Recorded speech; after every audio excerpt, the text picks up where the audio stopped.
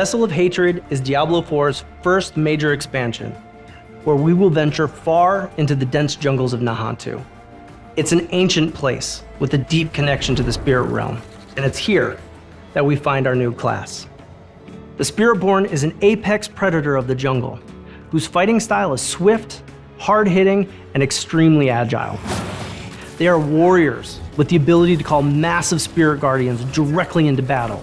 Their speed in combat makes them one of the most mobile classes in the game, and their ability to blend powers from multiple spirit guardians makes them the most customizable as well. So without further ado, let's take a look at Diablo 4's all-new class, the Spiritborn.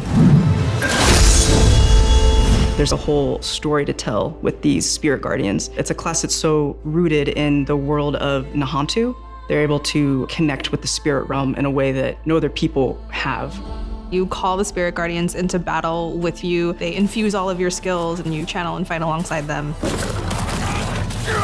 I remember early in development, the class team coming to me so excited about this piece of concept art. It was a hero holding this quarterstaff high into the sky, and this massive spirit creature was rising up behind him. And that's where the Spiritborn began. The Spirit Guardians are the 4 main spirits that the Spiritborn works with. We have the eagle, the centipede, the jaguar, and the gorilla. The eagle is mostly based around precision and impact and movement throughout the battlefield. They're really good at taking down priority targets and getting in and out of combat. With the centipede, a lot of that is about crowd control. You have poison primarily that helps slowly over time kind of take them down and feed that poison into them. The jaguar is a fire damage type, which if you think about fire, it's fast, it's ferocious, it's vicious. It's all about that hard, swift, slashing, hitting action that you would expect from a predator, a hunter. The gorilla is very defensive. When you think of a tank type of class or a fighting style, that's the gorilla. They're able to both take damage, but also deal it back to anybody who hurts them. I think we're covering a nice spectrum of themes going from the gorilla to the centipede. It gives players a lot to choose from. Even though a lot of our powers are inspired from many classes that we've seen across the franchise, we really felt it was important to do something new. The Spiritborn's playstyle is very unique because it's got the speed and the agility of the rogue, but it's also physically brutal, just like the barbarian, and that's all layered with these fantastical effects, very similar to the sorcerer. Combat feel is really important. It feels very different than any of the other classes, while still feeling very visceral and impactful.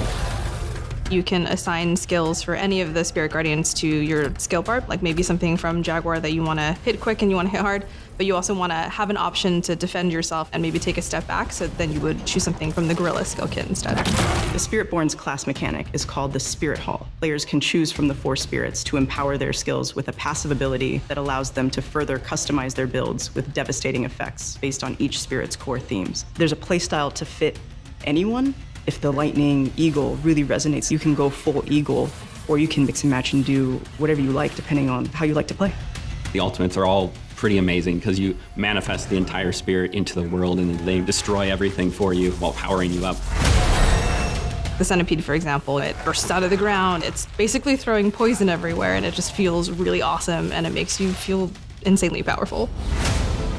The Spiritborn's bringing 2 new weapons to the game. The first one was the glaive. It's a double-bladed staff weapon that's very focused around heavy damage. We chose the glaive because it lends itself well to the martial arts fighting style that the Spiritborn has. The second new weapon that the Spiritborn is bringing is the quarterstaff. It's a very fast and very agile weapon. They're often punching or kicking their enemies, but if they want to extend themselves into battle, the glaive and the quarterstaff really allow them to do that. Along with these new weapon types, the Spiritborn will also have brand new legendary affixes to complement a player's preferred build and playstyle. You're in combat, building up this momentum, gathering all the energy from these spirit creatures, and then unleashing those spirits upon the battlefield. It's such a good flow that you want to repeat that over and over again. Each of the guardian spirits are infused with personality and different types of visuals.